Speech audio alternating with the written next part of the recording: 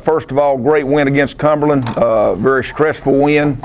A game that very, very fortunate to win. I thought Cumberland came in and played a very, very nice football game. Their quarterback Snyder from Johnson City Science Hill played very well, and he's a good football player, and I'm sure it was exciting for him to be back at Kermit Tipton Stadium. But I thought he had a good first half. Second half, we shut him down like we should, and because of that, I think we had a chance to win the football game.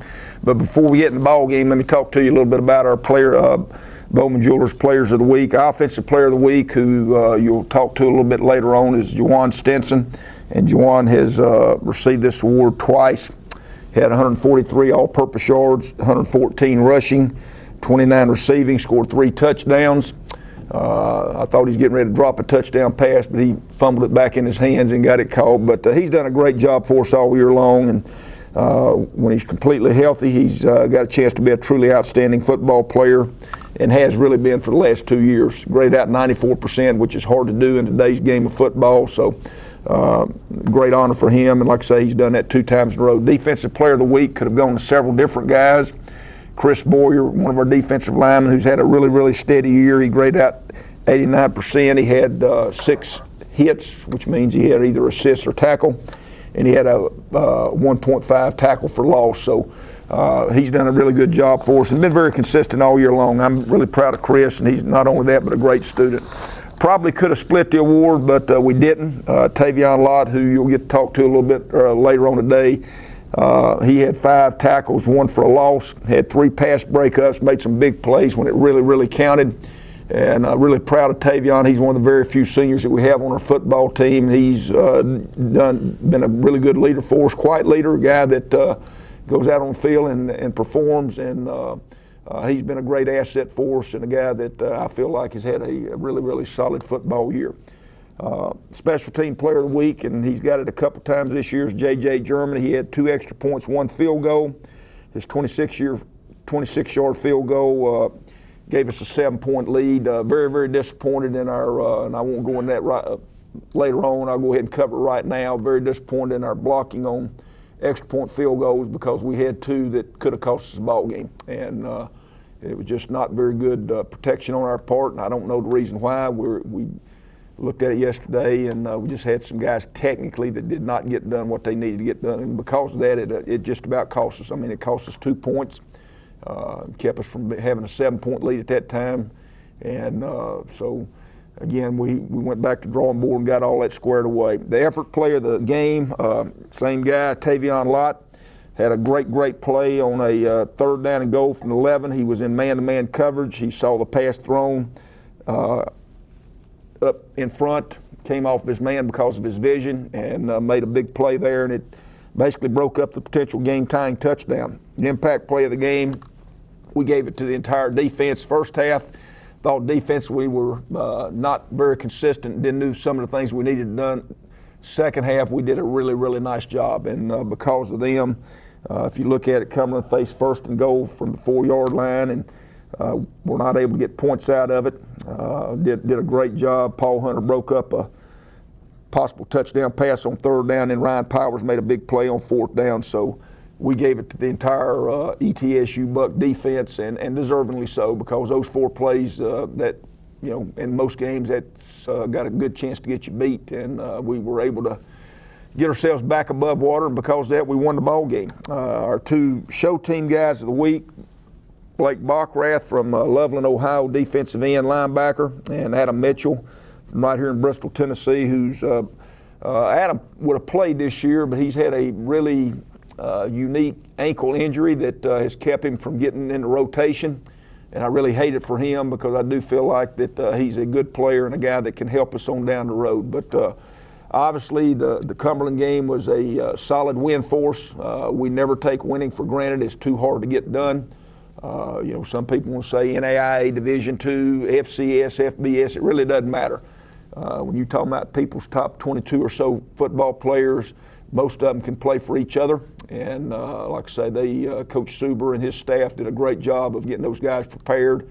And I think they played a little possum coming in here. But once the game started, their offensive line, I felt like did a nice job for them. And, you know, our guys fought hard. After watching the film, I wasn't the first half we had a lot of silliness that hurt us. You know, we had some plays that should have got us off field on defense, being offsides, and then a personal foul on the quarterback. That both of those were get off the field plays, and because of that, we didn't get them off field, and they were able to score points off of that, which is unacceptable. We've got to do a better job of that, but I do feel like we settled down in the second half. I felt like we played a very, very solid football game. So, again, we're very, very glad and excited about beating Cumberland, and it was a good win for us. The great thing about it, you know, you take little bitty baby steps to get to where we want to be, and you know, right now we have doubled the win total from last year, and which is a plus. And probably a lot of people didn't give us a lot of ability to win a couple of games we won. There was a couple of games that I think we left out there on the table this year, but those are gone. But I do feel like that we've got, you know, we got a nucleus of our football team back. We've got very few seniors, Tavion Lott being one of them, Chad Pritchard being one. Who did I leave out? And Ryan Powers, who's a big plus. Those three guys have given us great leadership. I think they've given us experience. All of them have a unique success story.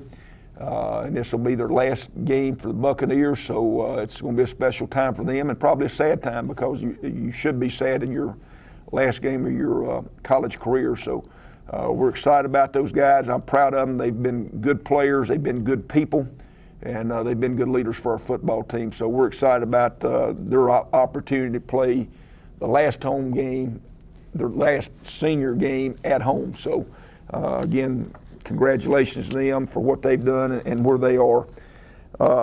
You know, we look at Sanford. First of all, y'all better bring you a lunch, because it's going to be a long football game. I have no doubt in my mind that they will throw it at least 50 times. You know, Coach Hatcher and his staff, they come out of the Hal Mummy, Mike Leach family, and I've been there, done that before. Everything they do, it doesn't look real complicated. They just throw and catch. They've got a quarterback who, you know, I'd hope he was a senior, but he's not. His name's Devlin Hodges. He's from Alabama. He's thrown 33 touchdown passes, and I think he leads all FCS quarterbacks with 32 completions a game, so he's completed a bunch. He's second in total offense with 374 yards. He's already thrown for 3,594 yards this year, so I mean, we're getting ready to deal with a very, very dangerous opponent, a team that can light the digits off the scoreboard. I hope everybody understands what I'm talking about there, and we've got to do a good job on both sides of the ball. First of all, offensively, we need to score. We need to run time off the clock. Defensively, we need to make sure that if they move the ball, which they will, that they move it in little bitty chunks. I think the most impressive thing about Sanford, if you look at their Mississippi State game, they had about 670 yards of offense, over 400 yards throwing, and it was not fluke. I mean, they did what they needed to do, and you watch them, they were very, very scary. Their quarterback, like I say, is he's a gunslinger. I mean, he can throw it from every angle. He throws a sidearm over the top. He gets rid of it. You would think that they get sacked a bunch. They get sacked very, very little. I'm not sure how many sacks they have right now, but it's not very, very many for the number of passes they've thrown. Their offense, they're throwing 80% of every offensive snap is a pass. So, you know, it's not like on 3rd and 1 that they're going to run the football. They'll still throw it. If it's 2nd and 4, they'll still throw it. So they're going to throw first, run second. They do have a good running attack, and they've got 2 running backs that have gained about 400 yards rushing, so they can run the ball when they want to. I think the amazing thing about it is the quarterback has rushed for about 400 yards this year. He's been sacked a few times that took away some of those yards, but he can run the football. That's not what he wants to do, and he won't do it unless he has to do it. I think the best thing I can say about him is he understands their passing tree, their passing philosophy. You don't see him get sacked. They throw a lot of short routes and turn it into big plays. You know, they'll throw a lot of hitches, a lot of bubbles, a lot of rub routes, that type of thing for 5-6 yards, and before you know it, they've got a 15 or 20 yard game after the catch. So they've got some receivers that do a really, really good job. They Like I said, Mississippi State, probably the most impressive. They had 468 yards passing, 159 yards rushing, and Mississippi State's got they got an SEC defense, so we know what we're dealing with there. Their leading receiver is a guy named Khalil Hamilton, who he leads all FCS receivers in touchdowns with 14, and right now he has 1,200 yards receiving, but he's not the only receiver they've got. They've got 3 or 4 that got tremendous stats, more stats than probably our top receiver. But offensively, like I say, there's no doubt we can't get all bent out of shape and frustrated because of completions, because they are going to complete the football. They're completing at about 70-something% of their passes. A lot of people say it's dink and dunk, but they'll throw whether it's 5 yards, 6 yards, and then they make a bunch of yards after the catch. But they're an exciting team to watch if we weren't playing them. I would enjoy watching them, but I'm not going to get to watch them this week. I'm going to be on the sidelines hoping our guys do a good job. I think our players are going to be excited about playing. We're dealing with the team, Samford, is ranked in, I think, 21st in the country right now in FCS football. They're 7-3. They do have an outside chance to get in the playoffs, so we know that they're talking to their team about that. It's a great opportunity for us to get our second SoCon win, which is very, very important because it would give us record-wise a chance to, probably move up in the middle echelon of the conference in our record. But like I say, we know we got a very, very dangerous opponent. If people like to see the ball in the air, it's a great game to come to this week. And like I say, I think it should be good weather. But defensively, they're solid, they're sound. They've got an outstanding defensive staff, guys that have been there for a long, long time. Pat Sullivan, who's a great friend of mine, was the former head coach there before Coach Hatcher came in.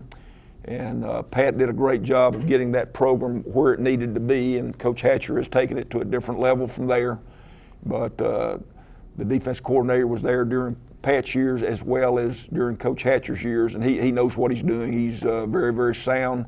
And they're going to try to make you take the ball the length of the field and move it. And they feel like if they can do that, then if they bleed, they're going to bleed slowly. And by that time, you're going to be behind by 2 or 3 touchdowns, and you're going to be in a lot of trouble. So, like I say, they're, as a football team, they're a very, very sound, very well coached, very solid football team. And I've had a chance, because of my days at Alabama way, way back, I had a chance to go watch them play Gardner-Webb probably, 6 years ago. To see where they've taken that program in the last 10 years is exactly where I would like to see our program be in the next 5 years. I mean, they've got good players. They've got an absolutely beautiful campus. Got a nice stadium. So I think they're in a situation that they can do a lot of things. And like I say, they're a program that I really like. Coach Hatcher, he's a great guy. He's if you think I got a Southern accent, you ought to hear him talk. So. But he's done a great job. He was a great quarterback. He was all conference, and he was an All-American when he played college football at Valdosta. I think I'm correct on that, isn't it? And then he went to Murray State and did a really nice job, and now he's at Samford. So he's come up the dirt road. He's done a great job everywhere he's been. He's a very humble guy. Got a really nice coaching staff. And like I say, this is a great opportunity for us to see where we are at the end of the season and where we need to go going into next year. Because again, we're taking baby steps right now, but I think we took a big step last week with the win we had, because it was a game we could have lost. Now, I would hate to be in here talking to y'all right now if we'd lost that ball game. And but we played. I thought we played our guts out. We played a lot harder than probably I thought we did the first half. It had nothing to do with playing hard. I think it had something to do with not playing very smart at times the first half. Second half, I thought we did a lot of good things. So, right now, we're probably as healthy as we're going to be. We know we're going to be playing a lot of snaps this week. They're going to try to get that next snap off in about 10 or 12 seconds. So, I mean, it's going to be a fast-paced game, and I'm not sure how many snaps are averaging a game right now. I did not look at that, but I would venture to say it's got to be 80 to 85 snaps. So, I'll let Kevin check on that for you, but they've done a really nice job. You look at it record-wise, their 3 losses are to Chattanooga, which was number 3 at the time, to Citadel, which we know what they are doing right now, and to Mississippi State. So, I mean, they've lost 3 games to 3 quality opponents, and most of the other teams, they hadn't even been close. So, We know what we're dealing with. It's a game that our players ought to be excited about because it should be a chess match. We're going to have to do a good job defensively of tackling once they catch the ball. We can't get frustrated when they do catch because they're going to complete a bunch of balls. And he's hard, like I say, he's hard to get sacked. So, what we need to do is make sure if they do score that they take a long time to get down that field. And what we've got to do on offense, we've already talked about that, is do the best job we can of controlling the football, running some time off the clock. And if we keep the game close going in the fourth quarter, then we'll have a chance to win. So, questions, everybody? It's senior day, and Chad Richard kind of had an interesting route to get to senior day here. Can you just talk about his career? Yeah, I think he's a guy that excites me just to talk about him because, we had tryouts 2 years ago when he got here. And, we're real smart football coaches. We cut him the first time. We didn't think he was quite, where he needed to be for us to have a chance to win with him. And most guys, if they got cut the first time, they wouldn't come back out. We had tryouts again the next spring, came back out and showed us again he could run. He's a good athlete. So he made it, and now he's a starter. So what a success story. I think it tells you what you can do if you make your mind up and you don't let somebody give you no for an answer, and you keep fighting and plugging, and he's done that. And right now, he's got a recommendation for me the rest of his life, not only because of his athleticism, but more so because of the type of young man he is. He's going to graduate. He's a good leader. He's a good person. So he really does have a good story. Other questions? I think I did say the quarterback's a sophomore, which I was hoping he's a senior, but he's not, which is scary. But, the thing that's impressed me about him, he gets rid of that football and he throws it from every angle. He can throw it sidearm, underhanded, overhanded. He's hard to get your hands on. And like I say, he has rushed the ball enough that you can't just sit there and say, well, we're going to sack him every time we get our hands on him, because that's not true. He's not going to run the ball unless he has to, but when he does take off, he's very efficient in what he does. How encouraged are you that they're giving up 215 yards rushing?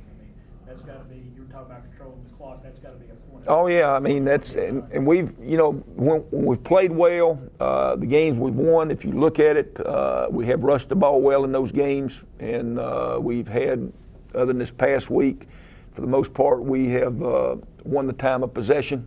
They don't care about time of possession. They're, they'll run off 45 seconds as long as they get 7 points. They'll be satisfied with that. But we don't need to do that. We need to make sure that we move the chains. We need to make sure that we don't turn the ball over. We need to make sure we convert on third downs. And we need to make sure that eventually we get that ball in the end zone, because the worst thing we could do is get behind by 2 or 3 touchdowns and then not have a chance to catch up, because they're not going to slow down. If they got a 21-point lead, they're going to run their offense, and their offense is get it and move it and try to get it in the end zone. And they're not. I don't think they intentionally would run the score up on anybody if they had a chance. And they had several chances. They just play their game. They enjoy throwing and catching the ball, and they do a really nice job of it. How about Kermit Tipton? Did he be the last game there? Yeah, Joe, I said that last week, and I really didn't even think about it. It just came out.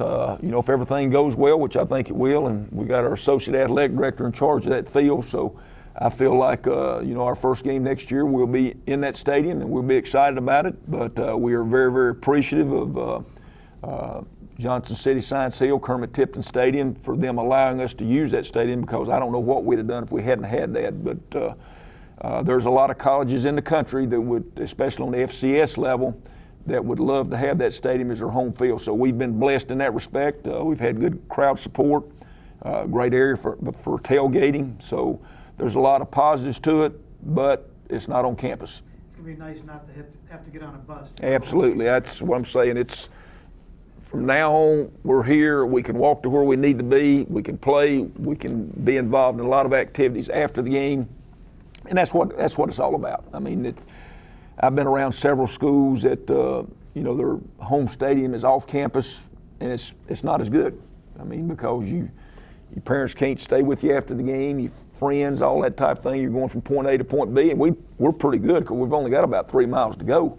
But at the same time, it's not the same thing as walking from point A to point B to see the game, and walking from point A to point B to tailgate and just be around your friends. So It's going to be an exciting time when our stadium is done and when we're in that new stadium for the first time. And I have had the chance.